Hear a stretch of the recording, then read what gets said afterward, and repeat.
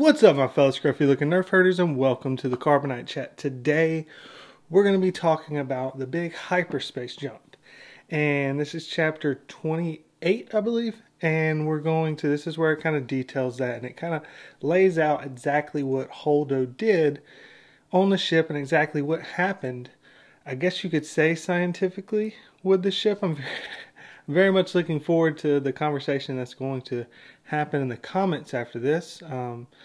So actually, I'm actually in a fairly good mood for this video as a bit of a change of pace for the last few chapters, because I'm very much interested to see what happens in the comments below, as well as the way the chapter ends off is just kind of humorous to me. A few little things that I'll kind of cover just to kind of piece in.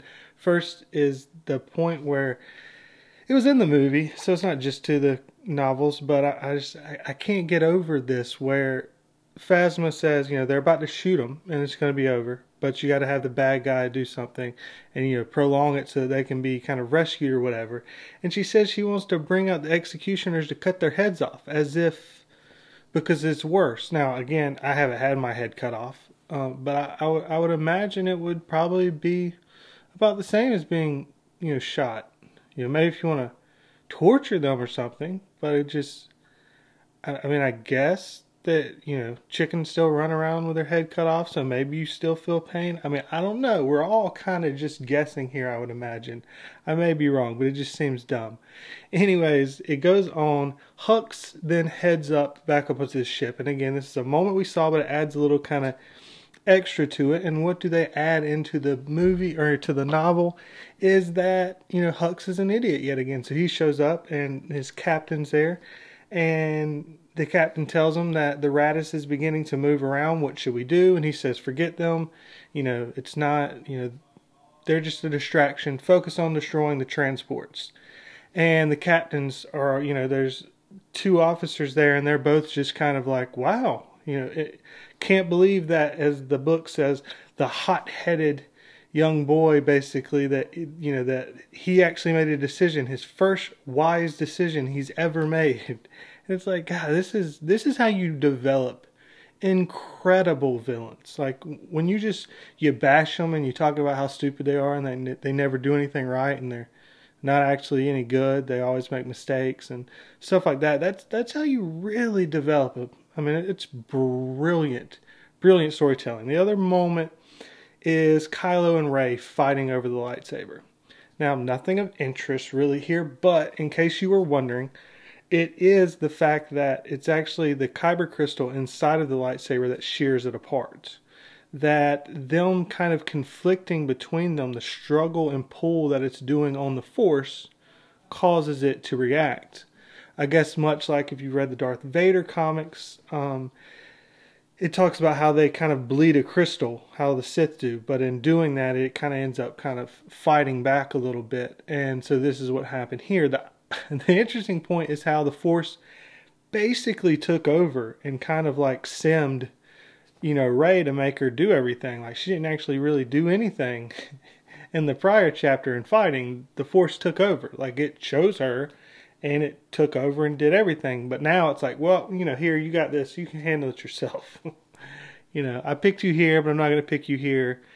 So for all of you worried that, the Force is just going to pick sides, and once it picks sides, it's over with. No, they'll pick and choose whenever they feel like it. So, you don't have to worry about that kind of stuff. And then to fit with the prior chapters about how Rey downloaded Kylo's abilities, they're of equal strength now. So neither one of them could really get it apart. So that's what happens. It's sheared apart. Now to the part that you're here for the video to. Here on the video for, I don't know. But is what happened with the Raddus jumping to hyperspace, destroying the Supremacy and a lot of other Star Destroyers. Now I'm going to kind of go through as close to as exactly from the book as possible, trimming it up a little bit to speed it up, but none of the things that matter. And I look forward to hearing the thoughts down below. But first thing she does is she sets, as I mentioned before with Hux and them, they think that she's just got a distraction. They notice that they're starting to get ready to jump to hyperspace, but they think she's just going to jump off that way. So they say, it's a little late to try to do that. But whatever, ignore them, focus on the transports. So she is trying to hide it. She's kind of taking her time because she feels that if she begins to try to do it too soon, then they're going to realize it and then kind of shoot her before she's able to jump. So she goes through and she sets an override to the failsafe for, proximity alerts. So jumping into hyperspace, it wouldn't allow you to do it because of the proximity of something, another object as large as a supremacy right in front of you. But she went and spent the time to make sure that those were overridden, and then she goes and jumps to hyperspace. Once she jumps to hyperspace, she actually hits the wing of the supremacy. It says that she hits the wing of the supremacy at 3 times the magnitude greater than the inertial dampener is able to generate. This immediately destroys the inertial dampener, but they had an augmented experimental shield that was on the Raddus that ends up kind of, sustaining it to continue on without being completely destroyed for a few moments longer. Once this then happens, the Raddus then kind of combusts into what's called, they say, a column of plasma. And this column of plasma kind of consumes itself. And the plasma is moving. It's moving, once it hits the wing, it's moving at near the speed of light. And the plasma has now become hotter. This column of plasma moving that was the Raddus is hotter than a sun and is intensely magnetized. Now at this point, it opens up a tunnel to hyperspace that the plasma then goes into, and the tunnel and plasma then immediately close in on itself. But it did last long enough to cut completely through the supremacy and then cut through some of the Star Destroyers that are following directly behind it. But because it went so fast, this is what the novel says, because it went so fast, it didn't deter the supremacy from continually moving forward, or really change its course, or do much of anything. The pieces of the supremacy that stayed together continue to move forward at basically the same speed. So I guess what they're saying is it's like getting hit with like a really small bullet in like a part of your body that isn't going to, kill you, like, a wing shot or something like that. And so you can keep moving forward largely without being detoured, is essentially what they're saying here. Now, this is not my specialty. I've presented the facts. I've gone through this entire novel and kind of reviewed it and commented on it myself, but I know when I'm not an expert in a situation or an expert in a field of topic, and this is not my expertise. So I presented what happens in this chapter. I now leave it to the discussion in the comments because I know quite a few of my commenters have discussed from my every plot hole in the Last Jedi video and some other videos that they've explained the issues behind what happens here.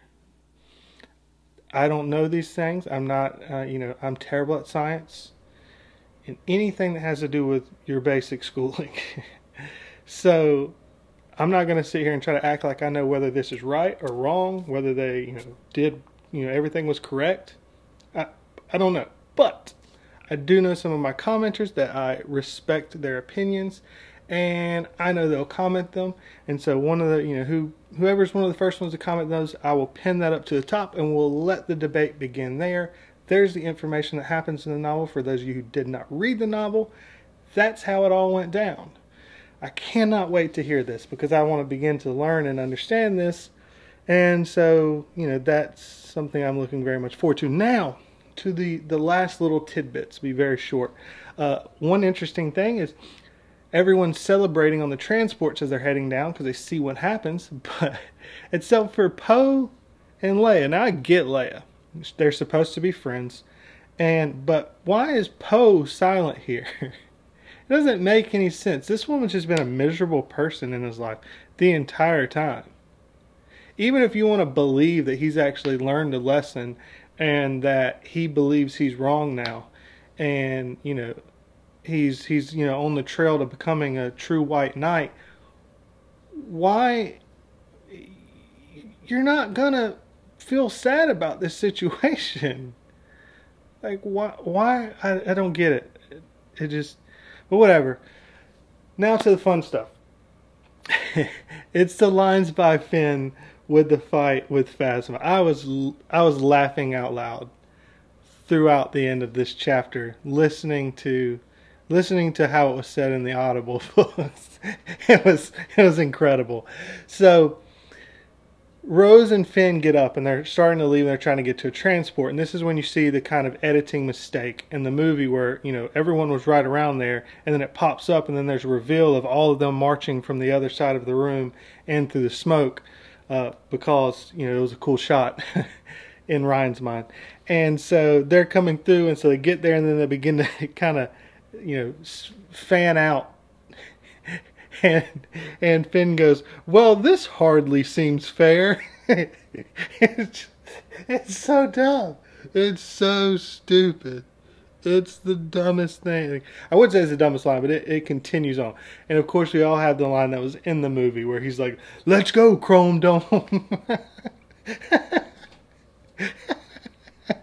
And then once he's almost beat, in case you're wondering, because another issue, if you're looking at it in the movie, she's got her blaster, and then, she's got her blaster, then she's got her pistol, then she's got her spike, and it's like, okay, why is she just, in the novel, it does talk about that he actually kind of chops down with the, executioner axe type, and that's what cuts the blaster, and so then she gets rid of it, and that's when the spike, it's on her belt, and then she pulls it out and it can actually be extended out to that length. So that's why she was able to get a hold of those things so quickly and just the way it was edited in the movie. So it's not a plot hole.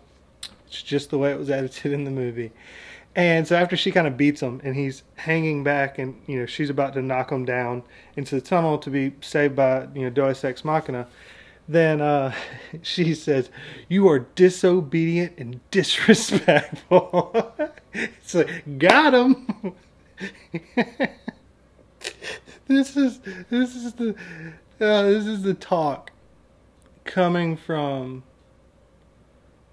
just a pathetic loser of a writer that's never actually been in a situation where he's never been in a lot of situations where he's had just like this back talk or been in a fight with someone and then just being, trying to trash talk back and forth in the middle of it. It's like, you are disobedient and disrespectful.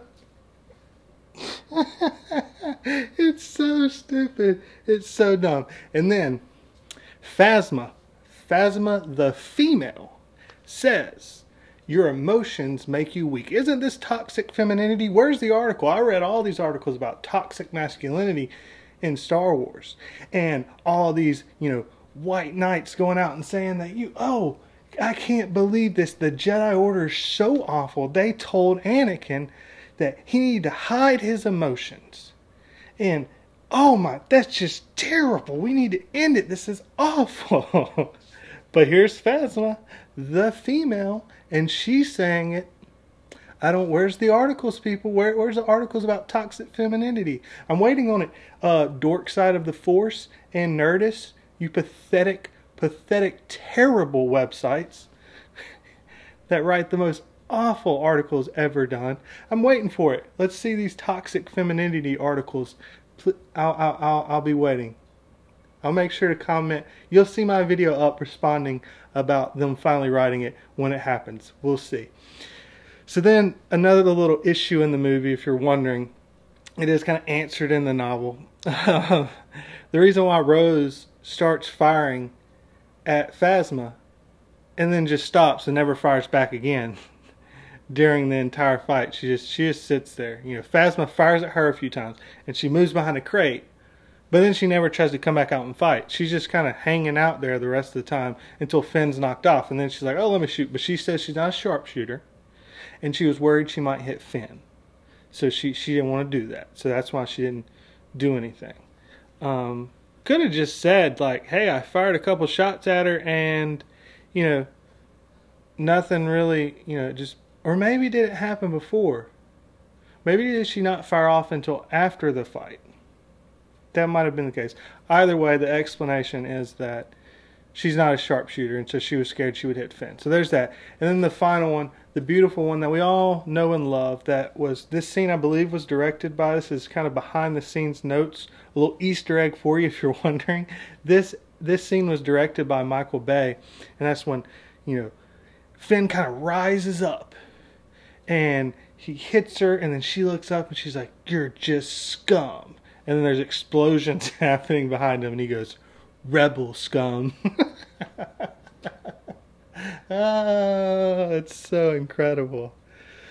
Thank you for at least giving me some laughter, book, because this has just been miserable up until this point. But I've thoroughly enjoyed this version of terrible writing.